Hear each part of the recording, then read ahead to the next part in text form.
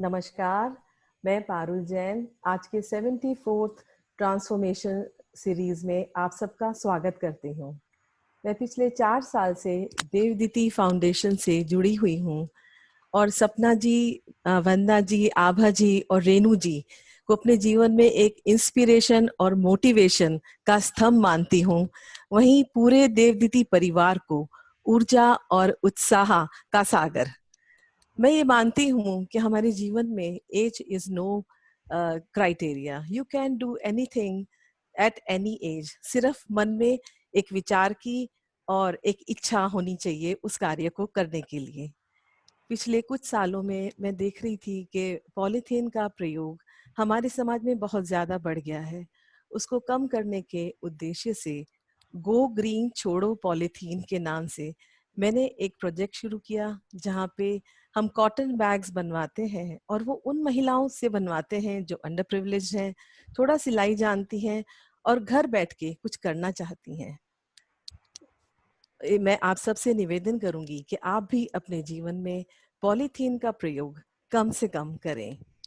अब ज्यादा कुछ ना कहते हुए मैं सपना दी को आमंत्रित करूंगी कि वो इस सेशन में अपने ज्ञान के प्रकाश से उसको प्रकाशमय करें। धन्यवाद। Thank you Parul, thank you. आपने हमें बताया पॉलीथीन के बारे में और मैं फर्स्ट हैंड देख चुकी हूँ पारुल किस तरीके से अपने कार्य को शिद्दत के साथ निभाती है। She is very basically motivated about the whole thing. So नमस्कार, मैं हूँ सपना खंडेलवाल, को फाउंडर ऑफ देवदीति फाउंडेशन, और आज हम यहाँ पे एकत्रित हुए हैं ये पता करने के लिए कि मनुस्मृति है क्या, और मनुस्मृति को इतनी, पहली बात तो है क्या। I was just telling my daughter in law, नीचे नीचे बैठी हुई थी, कि बेटा I have a talk on Manusmriti. So she says what's that. So I said, well, it's an ancient text, but she says I've never heard about it, mom. So ये है हाल हमारी जनरेशन का, हमारे बच्चों का नहीं, पहली बात तो हमारी ही जनरेशन का, कि हमें हमारे स्क्रिप्चर्स नहीं पता, हमें हमारे ग्लोरियस कंट्री का कल्चर, हेरिटेज, हिस्ट्री नहीं पता। और ये कोई बहुत बड़ी बात नहीं है कि हमें नहीं पता, क्योंकि ये हमारे स्कूलों में पढ़ाया नहीं जाता। Our so called English medium schools, secular institutions of learning, हमें इंग्लैंड के बारे में, हमें वर्ल्ड के बारे में, हमें हर जगह के हेरिटेज के बारे में बताया जाता है, पर हमें इंडिया के हेरिटेज के बारे में नहीं बताया जाता। हमें इंडिया के हेरिटेज में क्यों नहीं बताया जाता? क्योंकि ये कॉलोनियल टाइम से चले आ रहा है।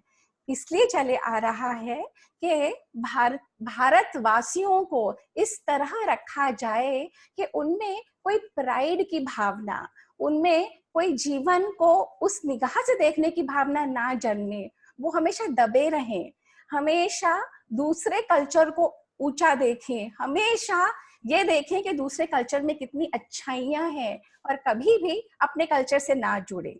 यही प्रेरणा देते थे, यही सिखाया जाता था। और इसीलिए हम सबको अपनी हिस्ट्री, अपनी कल्चर, अपना हेरिटेज पता ही नहीं।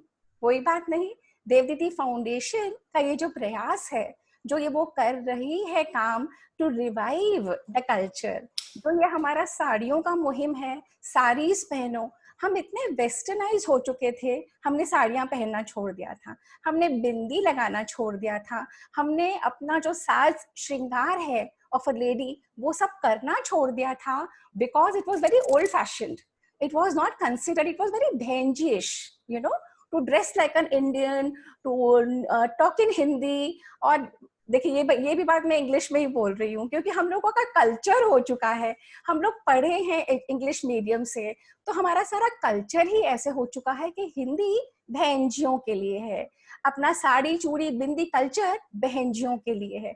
और वही काम कर रही है देवदीति फाउंडेशन रिवाइव करने के लिए। तो मनुस्मृति की बात करते करते देखिए कहाँ से कहाँ चले गए। पर ये होता है जब हमें हमारी ही संस्कृति नहीं पता।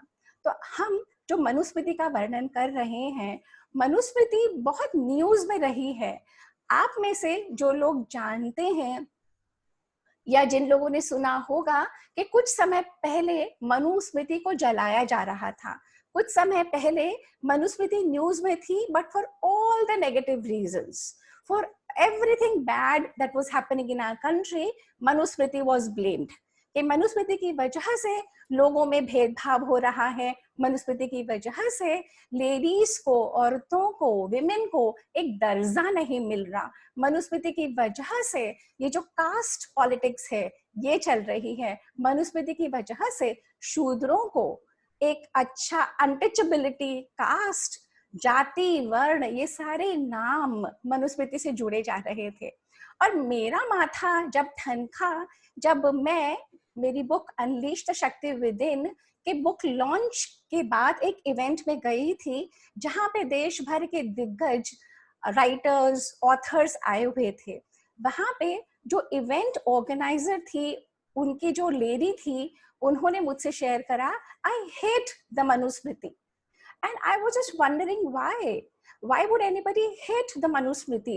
And this was a very learned, a very educated lady, जहाँ पे मेरी book club की meeting पिछले 25 सालों से हो रही है। So I know her personally also, a very gentle lady and full of culture and knowledge and books, and she's telling me that she hates the Manusmriti. और मेरा माथा बहुत ठनका इस बात को भी। 3 महीने तो लॉकडाउन को ही हो गए, तो 3-4 महीने हो चुके। अब जब ये टॉक्स की सीरीज चल रही थी, तो इसके जब मनुस्मृति का मेरे दिमाग में आया, तो मैं वही वाक्य मेरे अंदर रिवाइव हो गया, आई हेट द मनुस्मृति। हम लोग इंग्लिश कॉन्वेंट एजुकेटेड लोग, और हम लोगों को अपने कल्चर के बारे में क्या पता है, उतना ही पता होता है जो हमें बताया जाता है, जो हमें मीडिया से इंफॉर्मेशन मिलती है, या कहीं हम न्यूज़पेपर्स में पढ़ लेते हैं, या कहीं हम टीवी में कोई कुछ वो देख लेते हैं, कोई प्रोग्राम देख लेते हैं, या कहीं का कोई आर्टिकल, कोई शब्द सुना हुआ, कुछ पढ़ा हुआ हमारे दिमाग में चलता रहता है। जैसे आज जो मैं यहाँ से शेयर करूंगी वो आप सब लोगों के माइंड में होगा। मनुस्मृति के बारे में मैं जो रखना चाहूंगी वो विचार आने जाने अनजाने आपके मन में घर कर जाएंगे। इसी तरीके से जो कुछ हम मीडिया में देखते, सुनते, पढ़ते हैं, वो हमारे मन में कहीं ना कहीं बैठ जाता है।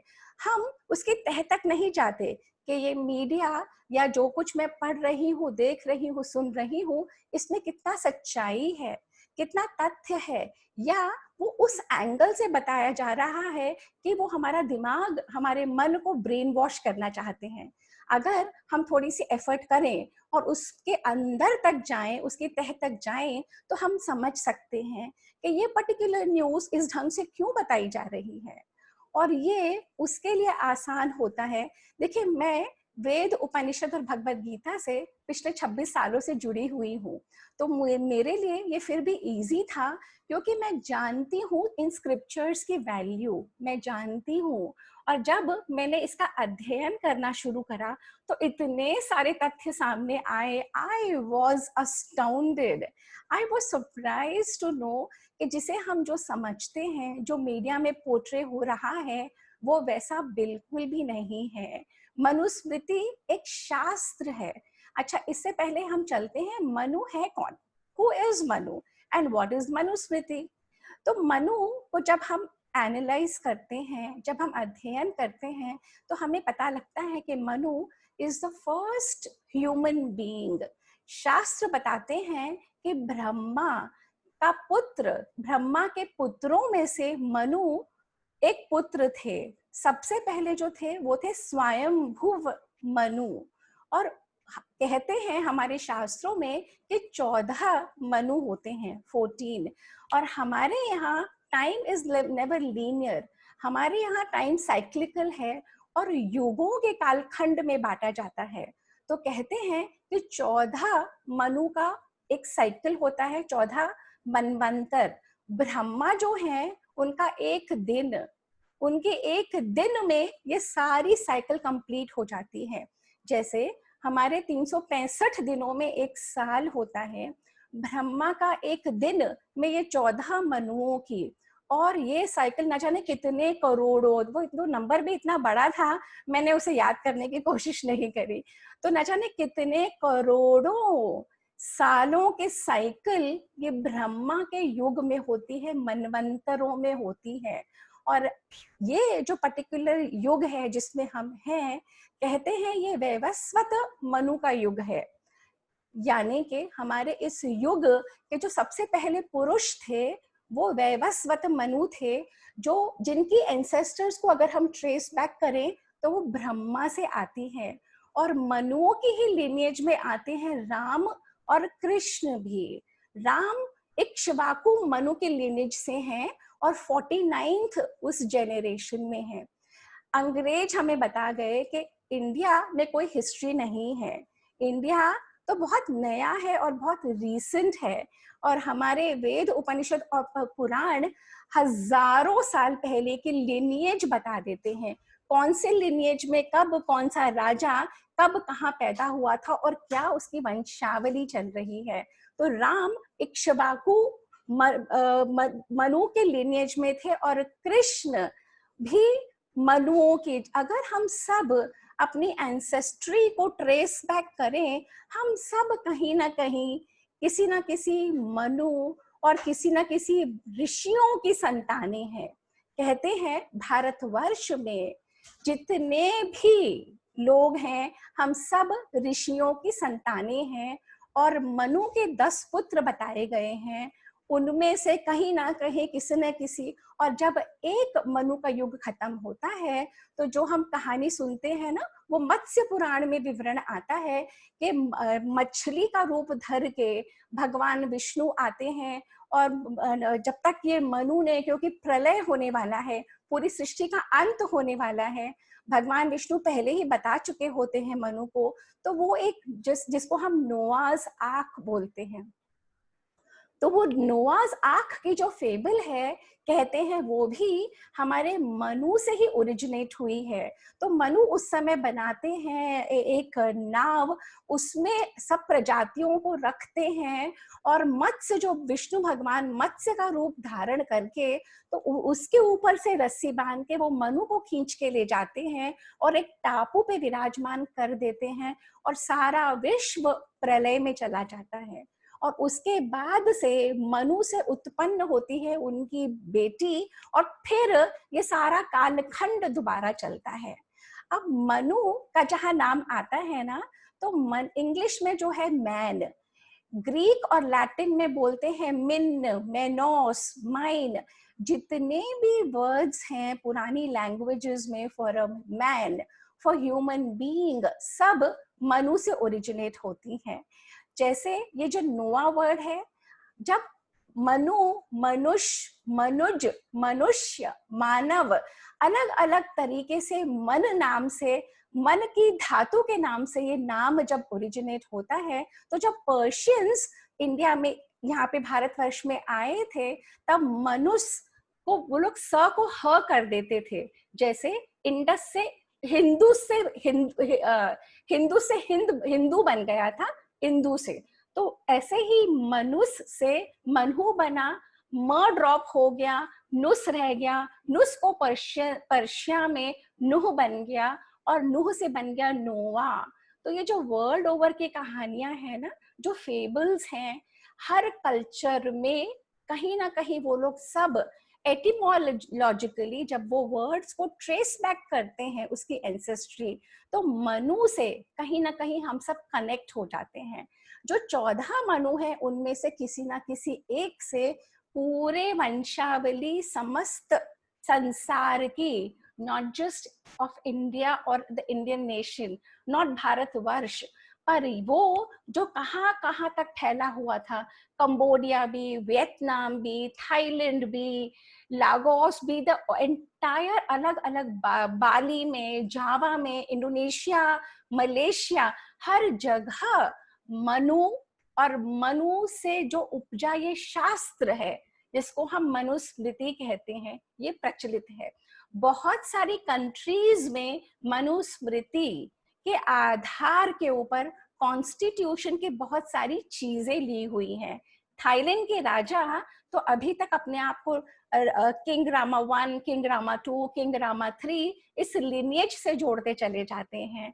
और कंबोडिया में भी मनु के they have a huge statue. जैसे थाईलैंड में तो पूरा बना हुआ है जहाँ पे रथ महाभारत का कृष्ण जो सारथी बने हुए हैं वो पूरा एयरपोर्ट पे ही बना हुआ है। सिमिलरली कंबोडिया में भी मनु महाराज के स्टैचूज लगी हुई हैं।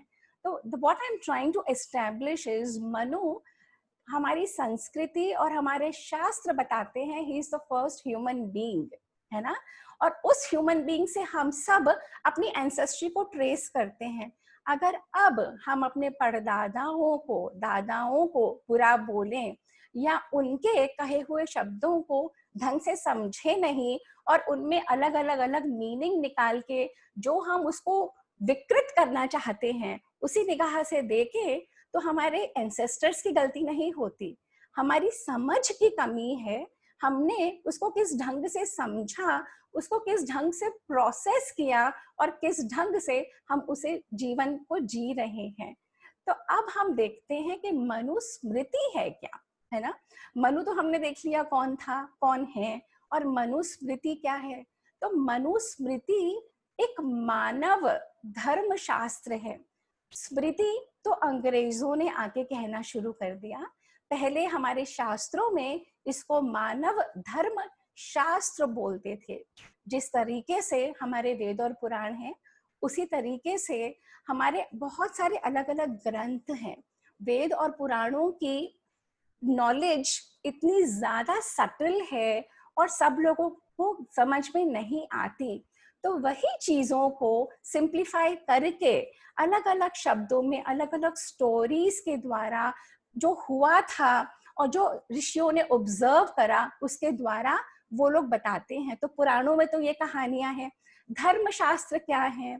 जब मानव ने अपने आप को समाज में पाया, जब मानव ने देखा दो से जब अधिक हो जाते हैं, एक्चुअली जब एक से अधिक हो जाता है तो हम सबको कुछ रूल्स एंड रेगुलेशंस चाहिए होते हैं। हम सबको एक जीवन जीने का तरीका, एक जीवन जीने की शैली, एक पद्धति चाहिए होती है। अगर वो नहीं होती तो सारा समाज ढंग से नहीं चल सकता। जैसे कि हमारा घर है, हमारे घर में एक फैमिली का हेड है, फिर हमारे घर में उनकी वाइफ है, फिर उनके बेटे बहुएं हैं, उनके भी नीचे बेटे बहुएं हैं, और फिर पोते पोती देवता देवती सब हैं एक ही घर में। परंतु एक हायरार्की होती है। जो घर के बड़े होते हैं वो उस ढंग का कार्य करते हैं कि सब छोटे संभले रहें। जो घर के छोटे होते हैं, जो बीच के एज के होते हैं, तो सबका बटा हुआ होता है कार्य क्षेत्र, सबका काम करने का तरीका, सबकी शैली बटी हुई होती है ना। सिमिलरली जब हम किसी ऑर्गेनाइजेशन में जाते हैं, देखते हैं एज अ केस स्टडी, तो वहां पे एक सीईओ होता है, उसके नीचे फर्स्ट लाइन ऑफ ऑफिसर्स होते हैं, उसके बाद फिर और जूनियर लेवल के ऑफिसर्स होते हैं, फिर वर्कर्स होते हैं और लेबर होती है। ये एक हायरार्की होती है। अगर ये हायरार्की मेंटेन नहीं होती, जैसे कि सारे के सारे सीईओ बन गए या सारे की सारी लेबर बन गए, तो आप सोच सकते हैं वो फैक्ट्री चलेगी। या अपने घर में अगर वो हायरार्की नहीं मेंटेन रहे तो हमारा घर चल सकता है। सिमिलरली मनु ने ही laid down rules and regulations कि ये समाज कैसे चलना चाहिए, किस तरीके का व्यवहार होना चाहिए, किस तरीके से हमारी बोली, हमारी भाषा, हमारे जीवन जीने का तरीका होना चाहिए, ये लेड डाउन था। परंतु ये है तो धर्मशास्त्र। शास्त्र हमारे स्क्रिप्चर्स में कहा गया है एक ऐसा ग्रंथ होता है जो हर देश और हर काल में हमेशा लागू होता है। ये नहीं कि आज से 1000 साल पहले कुछ और चाहिए और 1000 साल बाद कुछ और चाहिए। हर देश हर काल में वो लागू रहे, हमेशा रहे, उसको हम कहते हैं वेद। धर्मशास्त्र वो हैं जो युगों के हिसाब से बदलते भी रहते हैं, क्योंकि हर युग में सिचुएशंस बदलती हैं, चीजें बदलती हैं तो उसके हिसाब से चेंजेस भी करनी पड़ती हैं, तो हमारे धर्मशास्त्र उनको एकोमोडेट कर लेते हैं। कुछ उनमें होते हैं शाश्वत मूल्य जो कभी नहीं बदलते, और कुछ उनकी चेंजिंग नेचर होता है जो चीजों को समेट लेते हैं। तो धर्मशास्त्र हमारे वो हैं। तो इसमें जो लेट डाउन है जीवन जीने का तरीका, किस तरीके का आपका आचार विचार व्यवहार होना चाहिए, किस तरीके से संस्कारों के थ्रू जब एक बेबी पैदा होता है ना, तो उसका वही बेबी को अगर आप एजुकेट कर दो तो उसका एक जीवन अलग बन जाता है।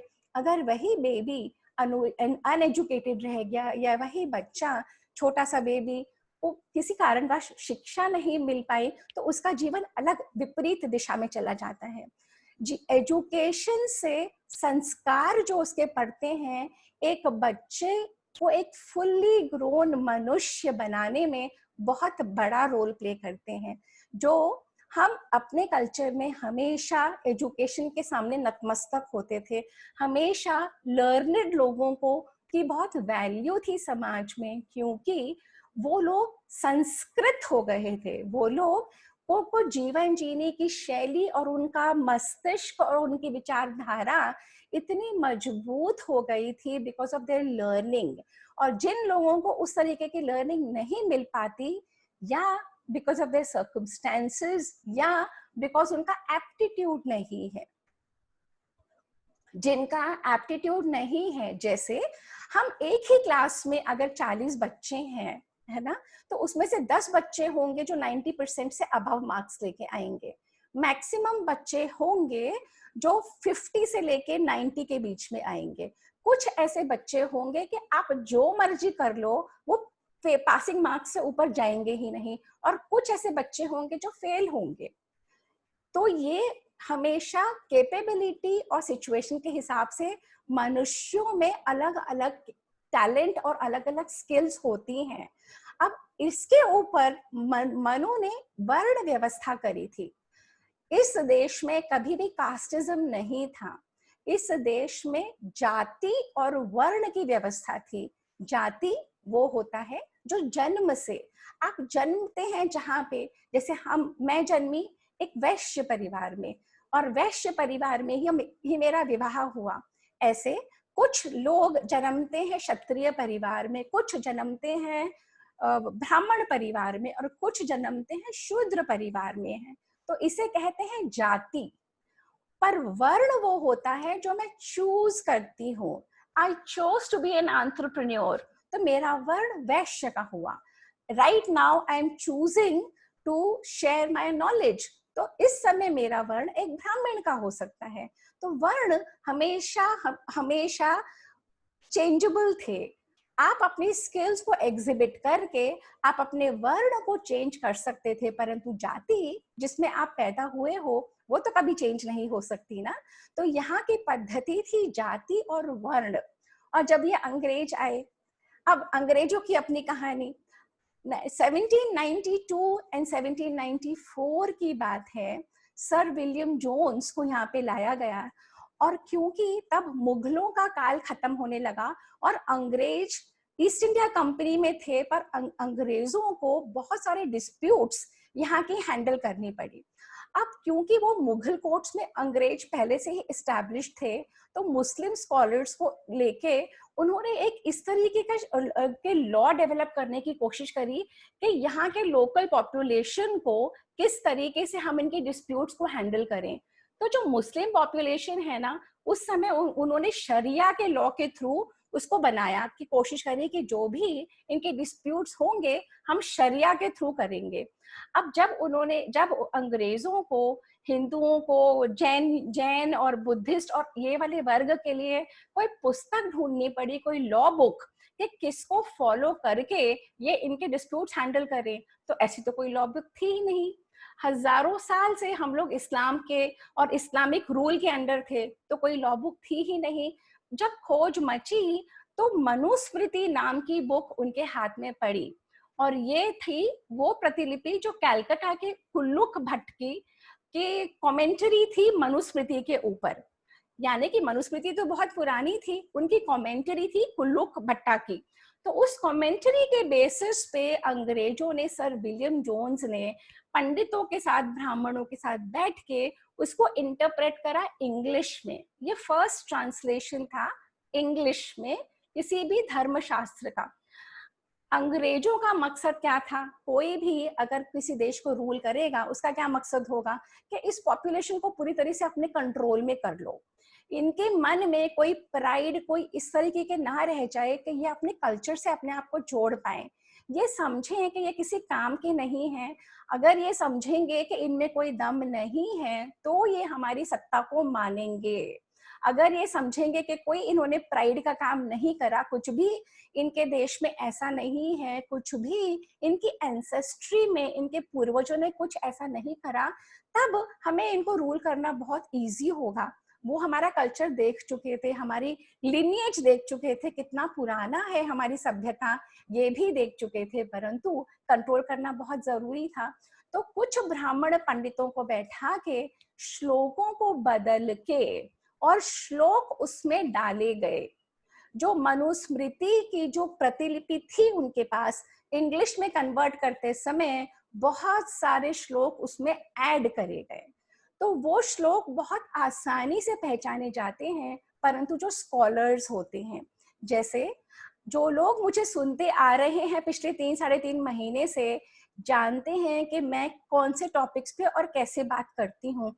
सडनली अगर आपको कोई कहे कि सपना इंडिया कल्चर के बारे में बहुत खराब बोल रही थी, कि सपना फैमिली के वैल्यूज के बारे में उल्टा सीधा बोलती है, कि सपना सबको लेके नहीं चलना चाहती, कि सपना ऐसे करती है वैसी, तो जो मुझे जानते हैं वो समझ जाएंगे कि कुछ ठीक नहीं है। परंतु जो मुझे नहीं जानते, उनके पास 2 ऑप्शंस हैं, या तो वो मेरी बात मान ले या उसको गहराई में जाने की कोशिश करें। जो मेरी बात मान ले वो वाली बात कि सपना ऐसी ही है, वो सब में फैलाएंगे कि सपना ने ऐसे है, सपना ने वैसे, ये सब करा, वो सब। और जो दूसरे गहराई में जाएंगे, उनके पास 2 ऑप्शंस हैं, या तो वो सच तक पहुंचे या झूठ में ही रह जाए। कुछ ऐसा ही मनुस्मृति के साथ हुआ। इतने सारे जब उसमें श्लोक जोड़ दिए गए, टू द ट्यून के 2600 श्लोकों की ये मनुस्मृति है। ये देखिए, ये मनुस्मृति का ग्रंथ है, ये हिंदी में है, मैं इसका लिंक शेयर कर दूंगी, जो भी इसे पढ़ना चाहेगा। 2600 श्लोकों की ये मनुस्मृति कुल्लूक भट्टा की लिखी हुई, जो उनको मिली, जो वो लोग कहते हैं 12th सेंचुरी की थी, और वो बहुत पहले की थी, जो उन्होंने 12th सेंचुरी में इसकी कमेंटरी दी। तो 1200 श्लोक ही इसमें ओरिजिनल हैं, 1400 श्लोक इसमें डाले हुए हैं।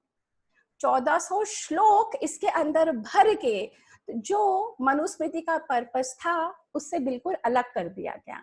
मनुस्मृति एक धर्म ग्रंथ है, वो हमेशा एकता की बात करता, जोड़ने की बात करता, एक मानव जीवन किस तरीके से जीना चाहिए to reach your highest potential, उसकी बात करने वाला मनुस्मृति में इन लोगों ने ना जाने कितने ऊटपटांग श्लोक लिख लिख के और क्या क्या चीजें डाल दी हैं। अगर आप लोग पढ़ोगे, no wonder this is being burned by people who don't understand, no wonder people are misusing it for their own political interest. अलग अलग पॉलिटिकल पार्टीज खड़ी हो जाती है मनुवाद बन के, हम मनुवादी हैं, हम डॉक्टर अंबेडकर को मानते हैं, हम अपने इसको बचाएंगे, शूद्रों के बारे में ये लिखा है, औरतों के बारे में ये लिखा है। पूरे 2600 श्लोकों में से सिर्फ 1200 श्लोक शुद्ध मनुस्मृति के हैं, 1400 श्लोक इसमें विक्षिप्त डाले गए हैं for a purpose to divide and rule, for a purpose communal harmony को, डिसहार्मनी को बढ़ाने के लिए, फॉर अ पर्पस अपना मकसद पूरा करने के लिए। तो ये होता है जब ट्रांसलेशंस होती हैं एक भाषा से दूसरी भाषा में। दूसरा, जब महाभारत की रचना हुई तो जय काव्य है वो 8000 श्लोकों से शुरू हुआ था और फिर 10,000 का बना, और वैशंपायन के होते होते वो 1,00,000 वर्सेस का बन गया। जब सदियों से जो चीजें चली आ रही होती हैं उसमें चीजें जुड़ती भी चली जाती हैं, पर जोड़ने वाले का मकसद और मंतव्य क्या है? कुछ होता है कि वो जो पुस्तक है, वो जो ग्रंथ है, उसी की डायरेक्शन में बोलने वाला कुछ ऐसा होता है जो उसे विपरीत बोलने वाला। तो ये जो श्लोक हैं, इन्होंने मनुस्मृति की गरिमा को बढ़ाया नहीं, उल्टा इन्होंने उसमें वो सब डाला जैसे कि वो लोग फूट करना चाहते थे, वो लोग दिखाना चाहते थे कि लुक, तुम्हारे एंसेस्टर ने तुम लोगों के लिए क्या क्या छोड़ा है, देखो तुम लोगों को कितना खराब बोला है, लेडीज को, औरतों को बताया कि तुम्हारा कोई अस्तित्व नहीं है, तुम्हें ये कहा गया है, शूद्रों को ये बताया, कास्ट के सिस्टम जैसे मैंने डिस्क्राइब कर रही थी, यहाँ पे जाति और वर्ण था, कास्ट कभी था नहीं। कास्ट का system, Costa is a word from Spanish and Costa was imposed. जाति को उन्होंने कास्ट में उन्होंने ऐसा मिक्स करके वो घुट्टी डाली उसके अंदर। आज तक हमारे ही लोग, हम ही भारतीय इसको न जाने क्या क्या समझ बैठे हैं। ये नहीं कि मनुस्मृति पे काम नहीं हुआ, उसको ठीक करने की कोशिश नहीं करी गई, विशुद्ध मनुस्मृति नहीं बनी, सब कुछ हुआ, परंतु जाकी रही भावना जैसी। जिस चश्मे को आप लगा के जो देखना चाहोगे, आपको दुनिया वही दिखेगी। उसी ग्रंथ में बहुत सारे अच्छे शुद्ध श्लोक हैं, क्यों ऐसे लोगों को वो श्लोक नहीं दिखते? उसी ग्रंथ में ये वाले श्लोक भी हैं, क्यों सबको यही श्लोक दिखते हैं? दिस गोज टू से कि जो एक पर्पस था उस बॉडी ऑफ वर्क का, वो बॉडी ऑफ वर्क डिफीट हो गया। जैसे कि कोई कहे कि देवदीति कल्चर के लिए बहुत खराब काम कर रही है, जो देवदीति को जानते हैं वो समझ जाएंगे कि ये बात फैलाई हुई है, पर जो नहीं जानते वो उसको सही समझ बैठेंगे, और सही समझ बैठे के बिना रूट में जाए उसी बात पे चलते रहते हैं। जब इस तरीके का वातावरण समाज में हो जाता है, हमारे यहाँ डॉक्टर अंबेडकर ने स्वतः मनुस्मृति को जलाया हुआ है। Doctor Ambedkar is the person who gave us a highly learned man. He gave us our constitution. पर ना जाने उनके जीवन में कौन सा मोड़ आया जब वो बुद्धिज्म की तरफ मुड़े, जब उन्हें खुद इस तरीके का माहौल लगा कि ये मनुस्मृति में सब कुछ ब्राह्मणों के लिए लिखा हुआ है, क्षत्रियों के लिए लिखा हुआ है, और वो मनुस्मृति के बिल्कुल अगेंस्ट हो गए। डॉक्टर अंबेडकर हो या हमारे महात्मा गांधी हो या जवाहरलाल नेहरू हो या फॉर एग्जाम्पल हम में से जो भी लोग हों, हम सबकी एक प्रॉब्लम ये रही है कि हम सबको संस्कृत नहीं आती, तो हम लोग ट्रांसलेशंस को ही पढ़ के अपना माइंड बनाते हैं। मैंने खुद जब मनुस्मृति इंग्लिश में पढ़ी तो मेरे माइंड में कुछ और चल रहा था, जब मैंने शुद्ध मनुस्मृति पढ़ी तब मेरे माइंड में कुछ और छवि आई। जैसा हम पढ़ते हैं वैसे हम होते चले जाते हैं और वो ही हमारे मन में रहता है।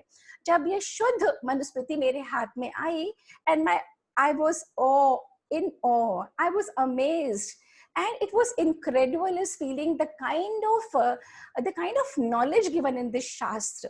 सबसे पहला चैप्टर बताता है वर्ल्ड व्यू, इन मनुष्य कौन है और ये पूरा जो विश्व हमें दिख रहा है ये क्या है, ये कहाँ से आया है, और ये किस तरीके से मनुष्य को अपना जीवन जीना चाहिए अपनी ही हाईएस्ट पॉसिबिलिटी को पाने के लिए। इस शास्त्र में कर्मों के बारे में पूरी व्याख्या की गई है। इस शास्त्र में पूरे 16 संस्कार जो हमें दिए गए हैं, किस तरीके से जन्मने से पहले से लेके विवाह संस्कार और अंत्येष्टि तक जो 16 संस्कार होते हैं उनका क्या स्पिरिचुअल सिग्निफिकेंस है, वो क्यों करने चाहिए, वो बताया गया है। इस शास्त्र में विवाह के, जो हम मैरिज बोलते हैं, शादी बोलते हैं, उसके 8 तरीके होते हैं हमारे इस समाज में, उनका वर्णन है। इस शास्त्र में राजाओं की क्या रिस्पॉन्सिबिलिटीज होती हैं, यानी जो आपके पॉलिटिकल लीडर्स हैं उनकी क्या रिस्पॉन्सिबिलिटी होती है, किस तरीके से उनको अपना जीवन चलाना चाहिए कि जैसे वो हमेशा हम अपने समाज का उद्धार करें, कैसे उनको कान का कच्चा नहीं होना चाहिए, कैसे उनको अपनी इंद्रियों पे कंट्रोल होना चाहिए कि वो पूरा अपनी जनता के लिए, अब जिन लोगों की वजह से वो राजा बने हैं उनका उद्धार कर सके। क्षत्रियों के लिए इसमें धर्म बताए गए हैं कि क्षत्रियों को क्या करना चाहिए, कैसे करना चाहिए। वैश्यों के लिए, शूद्रों के लिए। तो ये जो शूद्र बोल के, जो अनटचेबिलिटी का बोल के, जो जाति का विवाद जो बनाया जा रहा है, मनुस्मृति तो एक ऐसा ग्रंथ है जो जाति के विवाद को खत्म करने वाला है, बढ़ाने वाला नहीं है। पर चाहिए कोई जो इसको समझे और इसमें से मोती निकाल के और पेश करे और सामने वाला उसको समझने की कोशिश करे। सिमिलरली हमेशा ये बताया गया कि जो वो मेरी फ्रेंड थी जो मैंने पहले जिक्र करा था, I hate Manusmriti. She hated Manusmriti because she says औरतों को एक बहुत खराब दृष्टि से देखा गया है, औरतों के बारे में मनु ने बहुत खराब बोला है। और जब मैं श्लोक पढ़ने लगी, मेरा सर झुक गया, नमन कर रही थी मैं मनु को और उनकी सोच को। क्यों? उन्होंने लिखा है यत्र यत्र नारी पूजयन्ते, यानी जहां पे नारियों की पूजा होती है वहीं पे देवता वास करते हैं। जिस घर में नारी खुश रहती है, जिस घर में नारी की रिस्पेक्ट होती है, इज्जत होती है, वहीं पे देवताओं का वास होता है। नारी को समृद्धि, गृह लक्ष्मी बोलने वाले पहले ही मनु थे, जिन्होंने नारी को वो दर्जा दिया था कि इस पूरे घर की आप स्वामिनी हो, आप इसकी मालकिन हो। आपके आचरण से पूरा घर अफेक्ट होता है, आपके आचरण को अच्छा होना बहुत जरूरी है। Manu is the one who gave equal rights for women.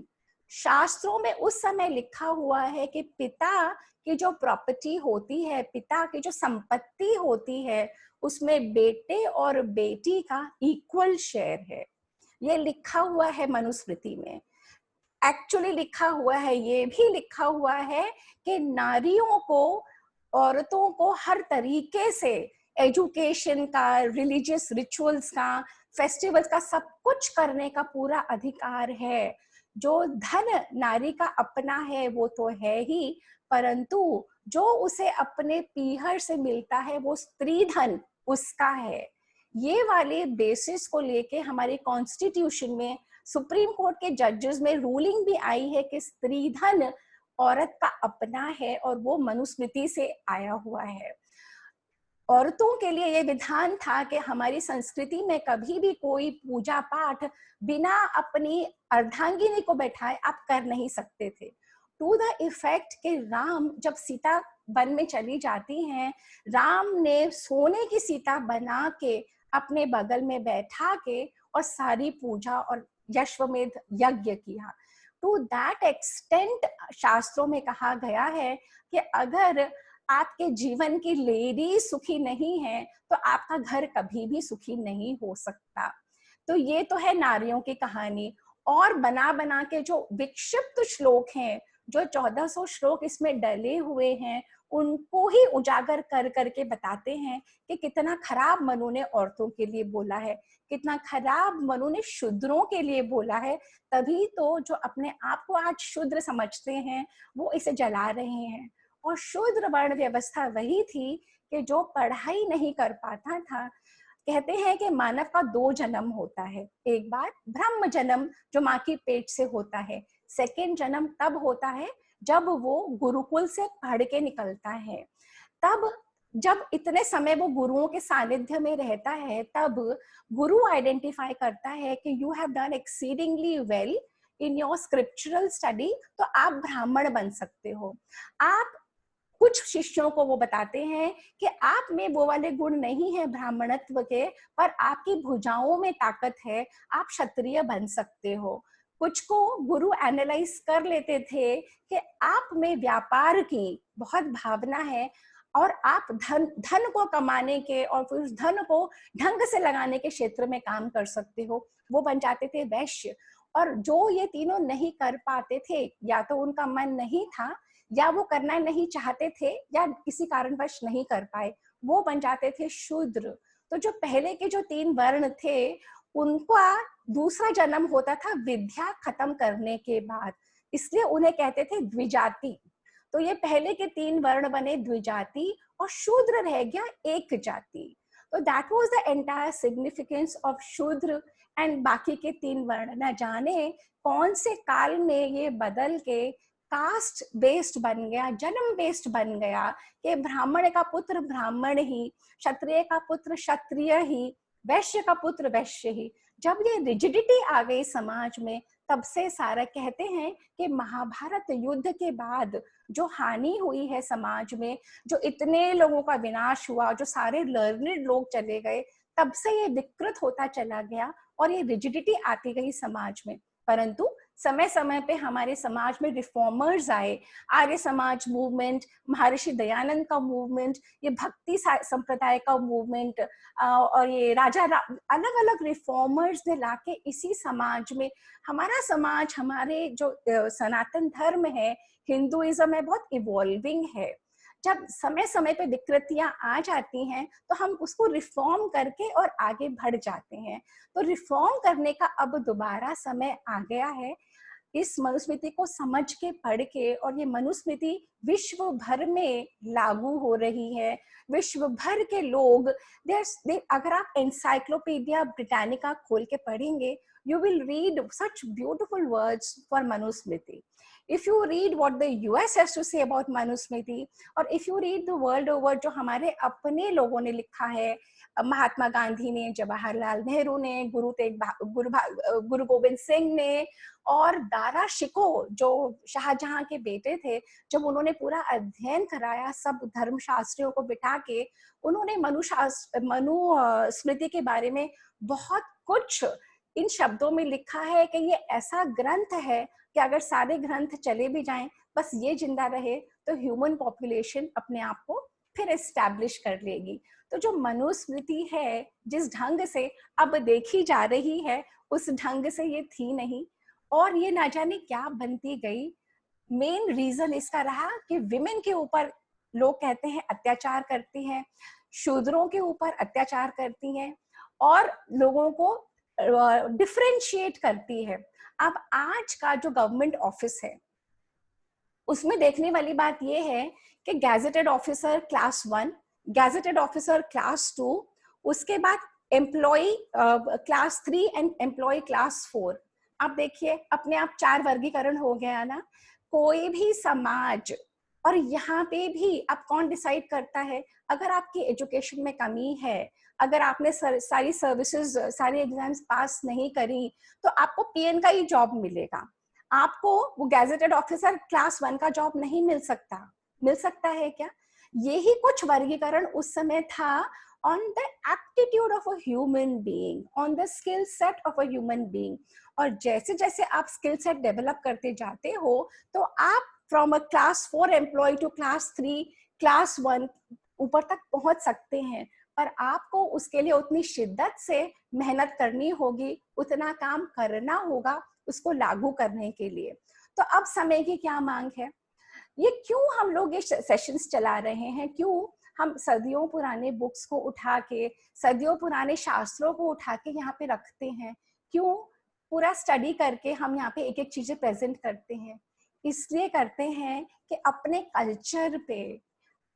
Culture पे प्राइड फील करना जड़ों से जुड़ने के बराबर होता है।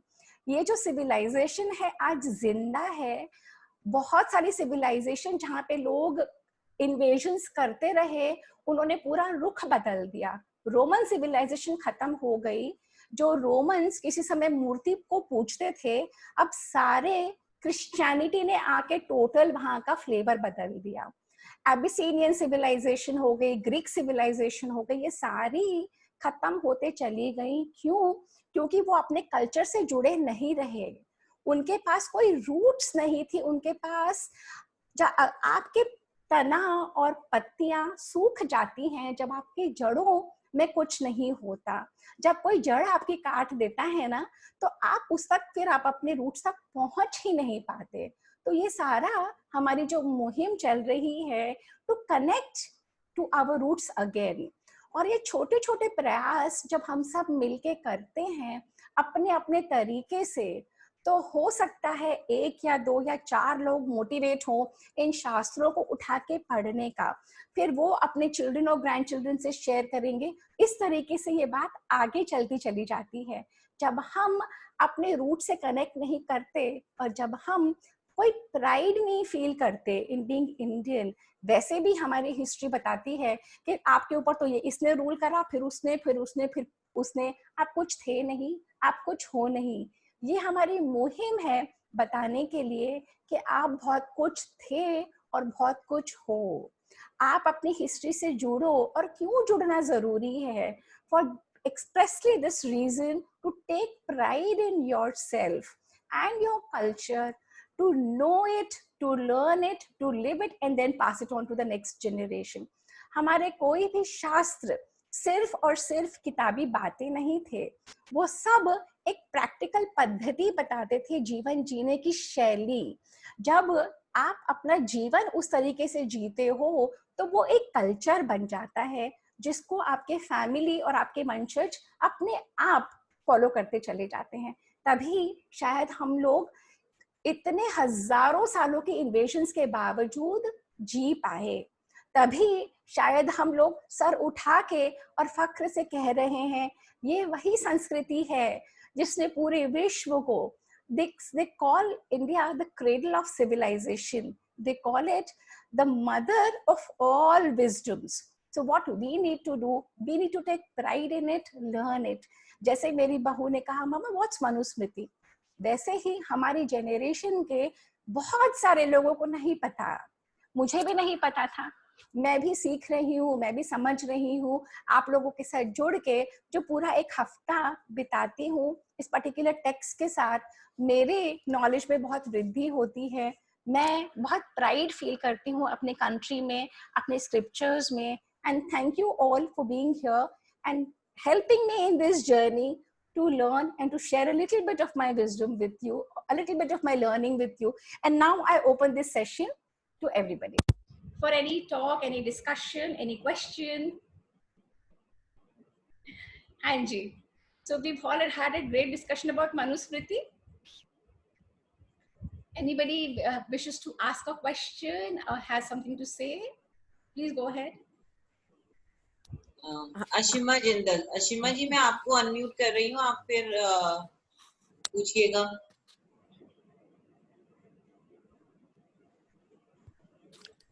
अशिमा, मैंने कर दिया आपको अनम्यूट, प्लीज। देखिए, मैं भी हो गई क्या? हाँ हाँ, can you hear me now? Yes yes please. सपना जी, बहुत अच्छा टॉपिक था, बहुत ही, मतलब आपने जब टॉपिक दिया तो उसके बाद हमने नाम ही सुना हुआ था, तो आपसे हमें बहुत कुछ पता चला। और ये भी क्लियर हो गया कि वो जो श्लोक्स थे वो इन्होंने डाले थे, जिसके कारण उन्होंने जलाया था कि उसमें यही लिखा हुआ था कि लेडीज जो हैं पहले बचपन में फादर पे, फिर हस्बैंड पे, फिर बच्चों पे डिपेंडेंट रहे, नो राइट टू एजुकेशन। तो ये आपने बताया, ये क्लियर हो गया कि क्यों ऐसा हुआ। उन्होंने 1400 श्लोक डाल दिए, क्योंकि हमें सिर्फ 1200 श्लोक ही पता थे, तो इसलिए हमारी नॉलेज अच्छी, इंक्लूसिव, बहुत अच्छा टॉपिक है। Thank you so much. हम वेट करते हैं, एवरी थर्सडे आप कुछ नया बताओगे। थर्सडे को हमेशा वेट करते हैं। Thank you so much. Welcome Ashima. इसमें मैं ये कहना चाहती हूँ कि जो 2600 श्लोकों की मनुस्मृति अब पाई जाती है, 2600, और जब मनुस्मृति को आप as a body of work analyse करते हो तो 30 तरीके की मनुस्मृतियां अलग अलग हैं। ये कंट्री में लिटरेचर को, नॉलेज को इतना जबरदस्त ऊंचा स्थान दिया हुआ था कि हमारे यहाँ वॉल्यूम ऑफ वर्क इतना ज्यादा है कि, और इतना तब है जब बहुत सारा कुछ खो गया, समय के साथ खो गया, जला दिया गया, हमारी यूनिवर्सिटीज को बर्न किया गया, हमारी जब ये ग्रेट वॉल ऑफ चाइना में डेटोनेशन की हुई थी तो एक बहुत बड़ा ट्रंक मिला जिसमें सारी हमारी संस्कृत की मैन्युस्क्रिप्ट्स उस समय की भरी हुई थी। तब के राजा ने ये कहा था कि इन सबको जला दो, पर वो किसी ज्ञानी मुनि महात्मा ने वो ग्रेट वॉल ऑफ चाइना के अंदर बरीड था वो पूरा वर्क, वो अब निकला है। उसमें मनुस्मृति की एक प्रति निकली है, जो कुछ लोग थे जैसे कि 800 या समथिंग थे, 600 या 700, जिसके बन के 2600 श्लोक हो गए। तो बढ़ते चले गए, अलग अलग समय में, अलग अलग काल में, अलग अलग माइंडसेट की वजह से लोग उसमें डालते गए। अब जैसे मैं आप लोगों को यहाँ पे जिस डायरेक्शन में आपका दिमाग घुमाना चाहूँ, इस 40 मिनट्स में मैं घुमा सकती हूँ। मैं आपको अच्छा भी दिखा सकती हूँ और मैं वो आपको बुरा भी दिखा सकती हूँ, और चाहे आप वो मानो चाहे नहीं, वो कहीं ना कहीं आपके मन में रह जाएगी। सिमिलरली टीचर्स का ये रोल था कि और उस समय के लोग अपने अपने गलत धारणाओं को प्रूव करने के लिए श्लोक बढ़ाते गए। सारे अंग्रेजों ने ही नहीं बढ़ाए, पर अंग्रेजों ने वो वाले बढ़ाए जो उनके लिए यूजफुल थे, जो डिवाइड एंड रूल की पॉलिसी के लिए थे, जो लेडीज को बताने के लिए थे, जो शूद्रों को डिवाइड करके आर्यन और बेसिकली द्रविडियन डिवाइड के लिए, वो सारे इन लोगों ने डलवाए हैं। पर श्लोकों में जो पहले से भी विकृतियां होती जा रही थी, वो तो जो मेरी स्टडी के दौरान निकला है, वो तो ये तो निकला ही है कि अलग अलग समय पे लोग अपने अपने हिसाब से चीज को घुमा देते हैं। जैसे एक कहानी किसी को कहनी हो, आप उसे अच्छे से भी कह सकते हो, आप उसे ऐसे भी कह सकते हो, वही बात है, यू नो। तस्वीर के दो रुख, वही वाली बात है ना। बिल्कुल बिल्कुल। तो इसमें ये भी सच है कि इनकी वाइफ का नाम था शत्रुपा, और इनके 3 बेटे और 2 बेटियां भी थी, और प्रसूति थी एक इनकी बेटी। उनकी शादी हुई थी प्रजापति दक्ष के साथ। तो ये सारी इम्प्लीमेंटेशन उन्होंने ही करी थी, जो इन्होंने लिखा था मनुस्मृति में। जो वर्ण आपने बताए हैं और जो सिस्टम आपने बताए हैं, शायद उन्होंने इम्प्लीमेंट किए थे हमारे लिए। एक्चुअली मनु अपने यहाँ 14 हैं, 14 मनु। फर्स्ट वाले मनु, स्वयंभू मनु। स्वयं, हाँ, जो स्वयंभू मनु है, उन्हीं के बारे में बताते हैं कि शत्रुपा उनकी ही पत्नी थी, जिनसे ये पूरा विश्व। देखिए हम लोग ये बताते हैं, वो लोग कहते हैं एडम एंड ईव। और कल्चर में हमेशा ह्यूमन बीइंग कैसे आया, कोई 2 लोग जुड़े होंगे तभी पैदा हुआ। तो हर कल्चर, हर रिलीजन किसी 2 को जोड़ता है, परंतु मनु पूरे विश्व में मनु के नाम से मैन, मानस, मिन, अलग अलग रिलीजन, ग्रीक में, लैटिन में, जितने भी पुराने कल्चर्स हैं, हिब्रू में, ज्यादातर पुराने कल्चर्स में मनु को मानते हैं। और मनु के जो कॉन्स्टिट्यूशन दिया हुआ है, ये फिलीपींस में और कंबोडिया में, थाईलैंड में, वियतनाम में अभी भी लागू है। हमारे ये सब लोग कहते हैं कि जो मैंने पढ़ा है वह ये आया है कि अगर आप उनके फिलॉसफी पे जो शुद्ध मनुस्मृति है अगर चलते रहे, उस व्यवस्था से तो समाज चलता रहता है। जब वो गड़बड़ा जाता है, जैसे कि हमारे घर गड़बड़ा जाते हैं अगर व्यवस्था नहीं रहती, सिमिलरली समाज भी गड़बड़ा जाते हैं। हाँ जी। अच्छा, I have a question from somebody, but I don't know the name. iPad इतने लवीना का एक क्वेश्चन है। लवीना, मैं आपको अनम्यूट कर देती हूँ। देखो आप अपने आप को अनम्यूट कर पा रहे हो लवीना?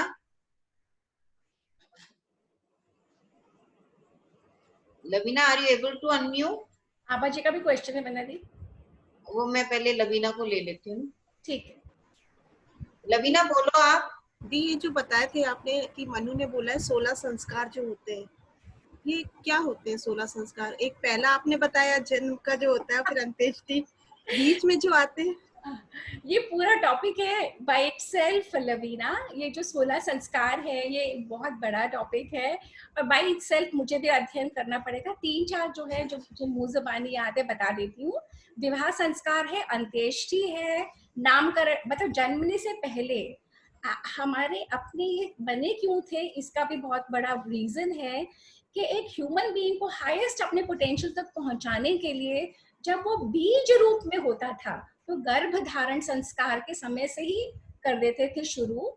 तो उससे लेकर अंत्येष्टि तक के 16 संस्कार में से 3 या 4 रह गए हैं। जैसे नामकरण अभी भी होता है ना, विवाह संस्कार, नामकरण संस्कार, मुंडन संस्कार, चूड़ा अलग अलग है। मैं पर एक टॉक बनाऊंगी इसके ऊपर नेक्स्ट टाइम। हाँ डेफिनेटली, ये एक पूरा 1 घंटे का टॉपिक से ज्यादा है। हर संस्कार पे आपको 1 घंटा लग जाएगा। बिल्कुल।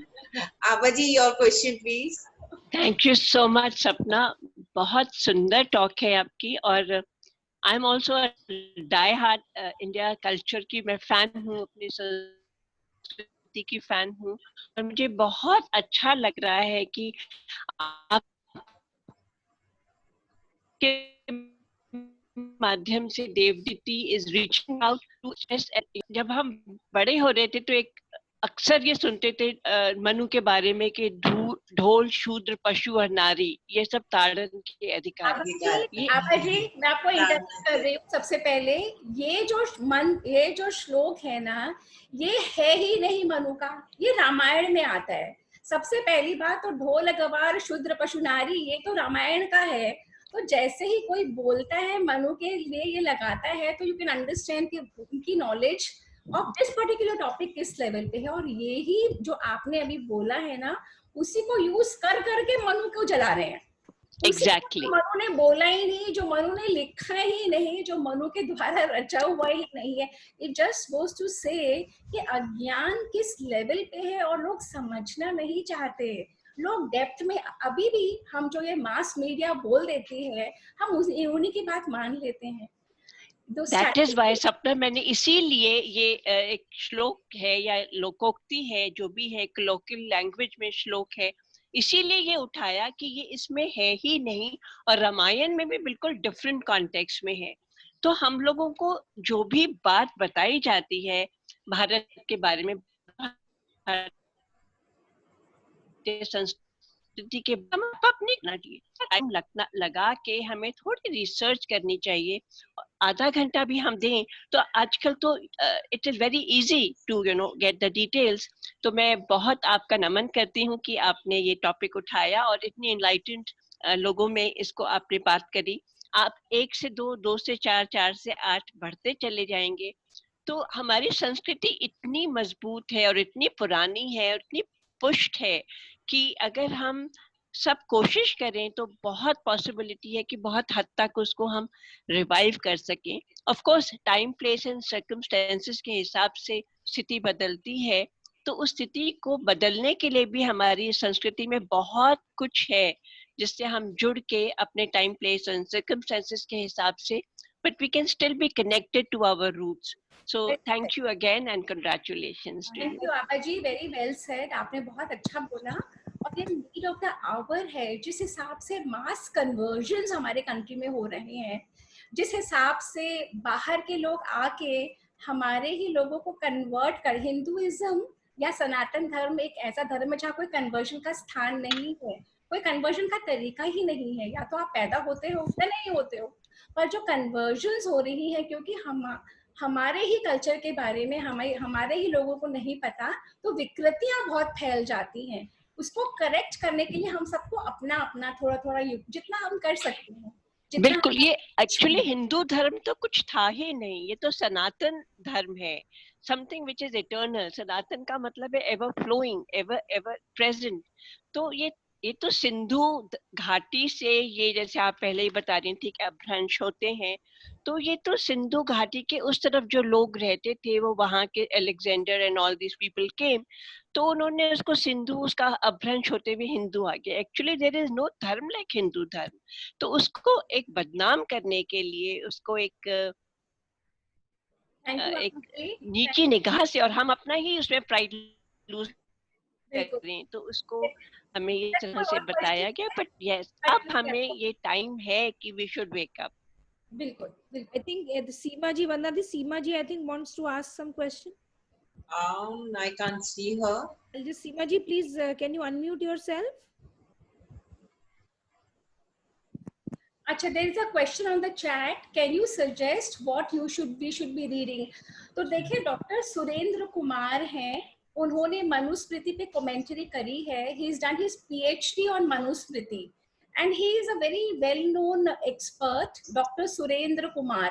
Vishuddha Manusmriti by Dr. Surendra Kumar, and I highly suggest everybody to read this volume. अभी तक क्या होता था, आप लोग मुझसे पूछते थे, हिंदी के बारे में मुझे ज्यादा नॉलेज थी नहीं, बट ये टेक्स्ट हिंदी में ही है, डॉक्टर सुरेंद्र कुमार की विशुद्ध मनुस्मृति, ये जरूर पढ़ें।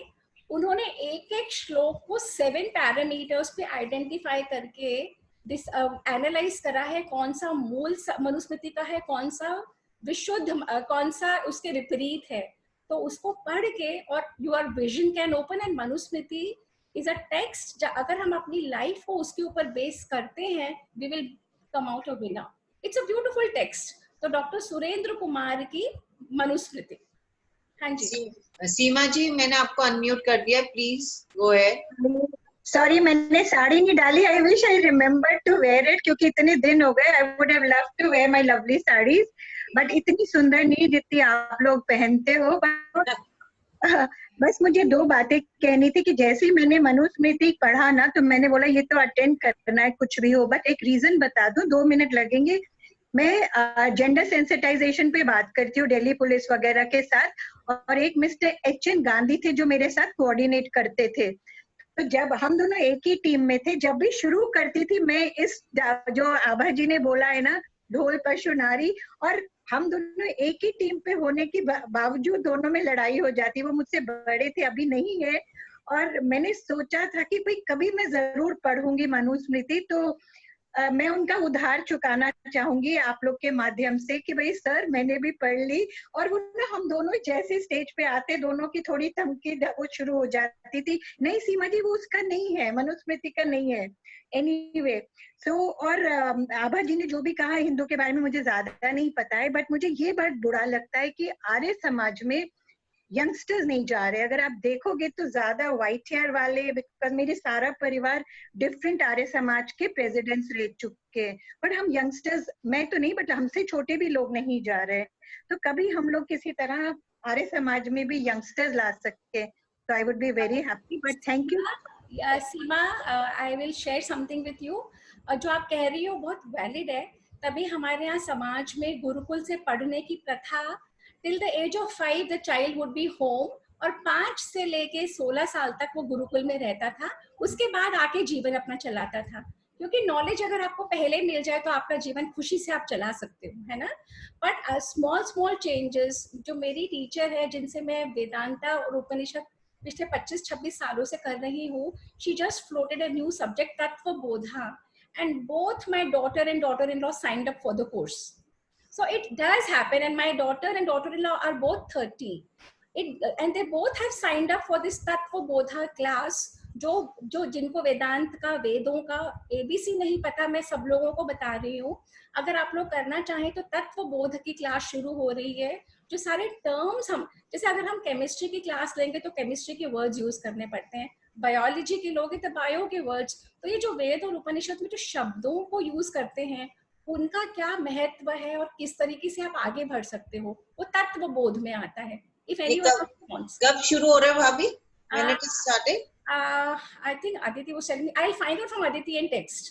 मैं group मेरे में को बता दें, आप मुझे टेक्स्ट कर दें। I will do it. So what I'm trying to say कि youngsters करते हैं सीमा जी, परंतु वो तब करते हैं जब वो आचरण बड़ों का देखते हैं। हमारे शब्दों से कोई फर्क नहीं पड़ता। The kind of life we've been living, that becomes a role model for youngsters to follow. That is the only thing we can do. जो अपने हाथ में है वही कर सकते हैं ना।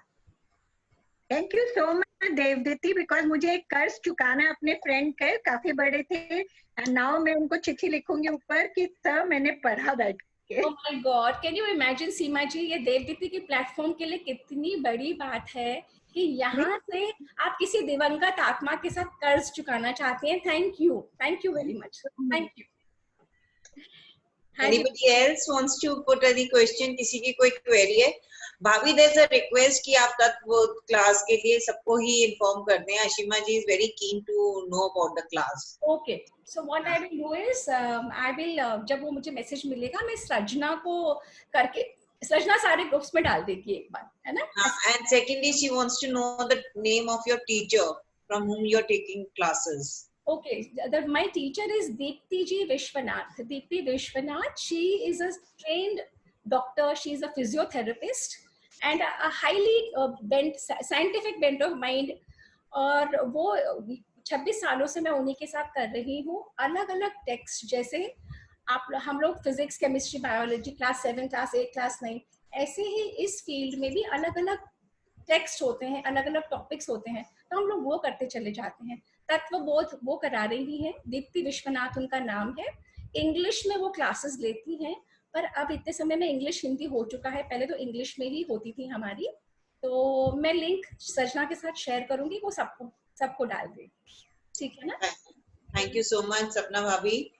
आज का बहुत ही एक चीज मैं कहना चाहती हूँ वंदना दी, प्लीज। मैं ये और कहना चाहती हूँ कि अगर आपके कोई ऐसा टॉपिक हो आप लोगों के पास जो आप लोग मुझे अपनी रिक्वेस्ट भेजना चाहें तो भेज दीजिए।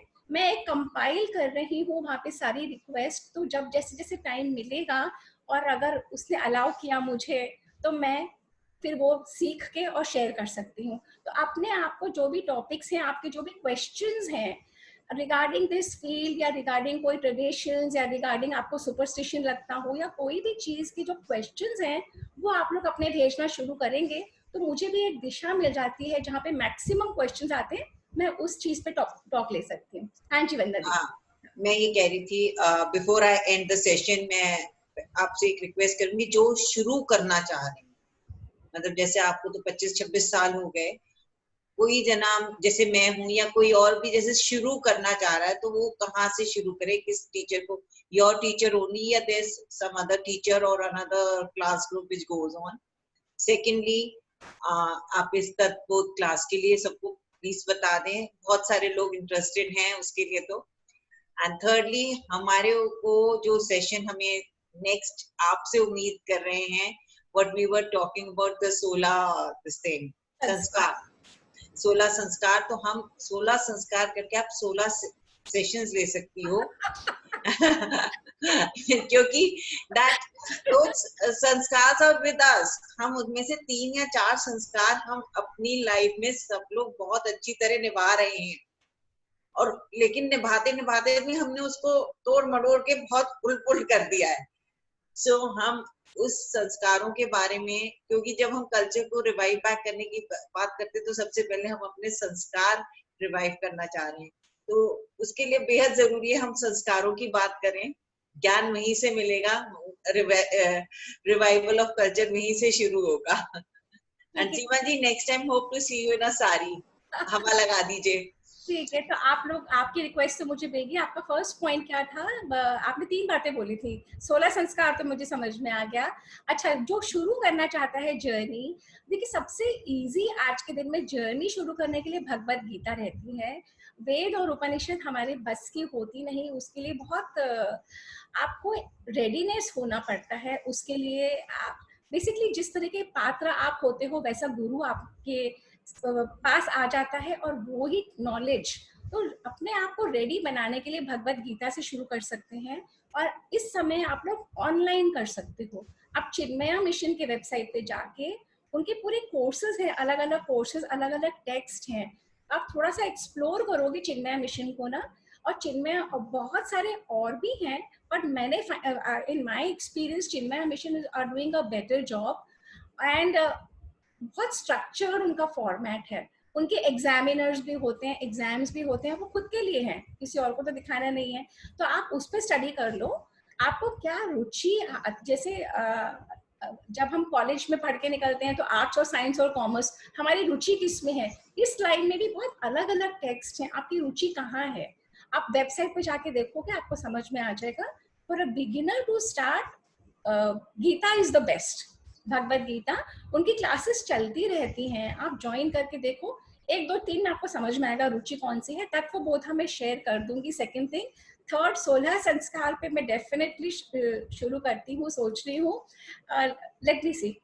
और आपका जो एक वाव मनी वुमेन्स ग्रुप है, उन्होंने रिक्वेस्ट भेजी है कि आप सारे देवदीति के लिंक्स उनको भेजें। So this is Akansha Segar who has requested it about it. और they're all available on YouTube ना? हाँ, नहीं, बट वो कह रही है रोज के जूम सेशन का एक लिंक भेज दिया कीजिए। अच्छा। और एक अनीता जी हैं, उन्होंने लिखा है कि कलयुग के बारे में भी बताइए आप कुछ। So you have enough topics to prepare for, and with that hope we look forward to something new on the coming Thursday. You know what happens, Vandana and all of you lovely ladies, ये जो पूरा एक week मैं बिताती हूँ ना, जैसे आप आज ही खत्म हो गया, I will take a rest for an hour or so, फिर वो नेक्स्ट टॉपिक, और वो पूरा एक हफ्ता मैं उसके साथ जी रही हूँ। इसके साथ मैं पूरा एक हफ्ता जी, इसके साथ जी, और इससे रिलेटेड गूगल पे जितनी भी इंफॉर्मेशन अलग अलग सोर्सेस से इकट्ठा करके इतना सारा बन जाता है। फिर छाट के इतने में मुझे लाना पड़ता है, और इतने में मिला के और उसको वो करना। तो ये है हमारे नोट्स प्रिपेयर करना, फिर एक फर्रा बनाना जो 45 मिनट के सेशन में बोलने के लिए। तो इसे आप समझ सकते हैं, जो हम स्कूल से पढ़ते हैं ना, एक किताब को पहले हमने नोट्स बनाए, नोट्स के फिर एक फर्रा बनाया जिसमें से हमारे पास सारे पॉइंट्स होते थे, बस कोई क्वेश्चन आ जाए वहीं से जवाब मिल जाए। और इसके बीच में मेरे पूरा प्रेजेंटेशंस बनी हुई है वंदना दी, मेरे पूरा पीपीटी रेडी है, मेरे गूगल पे 3-4 शीट्स हैं, तो मैं सिर्फ ये कह सकती हूँ कि उसकी अपनी शिद्दत से कर रही हूँ, बाकी मर्जी। नीतू का भी एक सवाल है कि how to put this thing in the children. तो नीतू पहले हम अपने आप में कल्टीवेट करें तो बच्चों में ऑटोमेटिकली आ जाएगा, क्योंकि हमारे बिहेवियर से ही बच्चे सीखते हैं। जैसा हम करेंगे वैसे ही बच्चे कुछ तो लेंगे ही ना। तो पहले हम अपने आप को नर्चर करें, फिर आगे बच्चों को देंगे। वंदना दी, जब मैंने शुरू करा था 26 साल पहले, तो मैं भी छोटी ही थी, 29-30 की, बच्चे छोटे थे, मोहक 5-6 साल का था और मेघा 4 की। मेरा क्वेश्चन यही था, how should I make my children learn? Deepti ji कहती थी, you follow everything your children will learn. बच्चों को कुछ नहीं बोलना। अब सबको मैं यही कह रही हूँ, बच्चे वही सीखते हैं, ऑब्जर्व करते हैं आप क्या कर रहे हो, नॉट क्या कह रहे हो। उन्हें पता है मम्मा बोलती कुछ है करती कुछ है, पापा बोलते कुछ है करते कुछ है, कोई वैल्यू नहीं है उसकी। आपके फर्रों की जरूरत है। अशीमा जी कह रही है अपने पेपर्स मुझे दे दो। अशीमा जी, उनकी हैंडराइटिंग आपको नहीं समझ में आएगी। और मैं नाउ पूरी पीपीटी शेयर कर सकती हूँ, ऐसी कोई बात नहीं है। अब क्योंकि we are already over 10 minutes, तो मैं सबको थैंक यू बोलना चाहती हूँ। स्पेशल थैंक्स टू सपना जो इतनी नॉलेज इम्पार्ट करी इसने हमारे साथ, एंड सब में इंटरेस्ट जगा रही है कि to know more about a culture, to know more about a books, जो हम सब नाम भी भूल गए थे शायद। मैंने भी बहुत दिनों बाद ये नाम सुना था। With that note, thank you all for being with us. कल का सेशन बहुत ही इंटरेस्टिंग है। कल हमें मेकअप करके कैसे सुंदर लगना है, एंड मेकअप करने के लिए क्या जरूरी है, एक ब्यूटीफुल स्किन। तो स्किन के साथ हम मेकअप कैसे करें और कैसे सुंदर दिखें। तो कल मिलते हैं 4 बजे। सी यू ऑल। नमस्कार, धन्यवाद।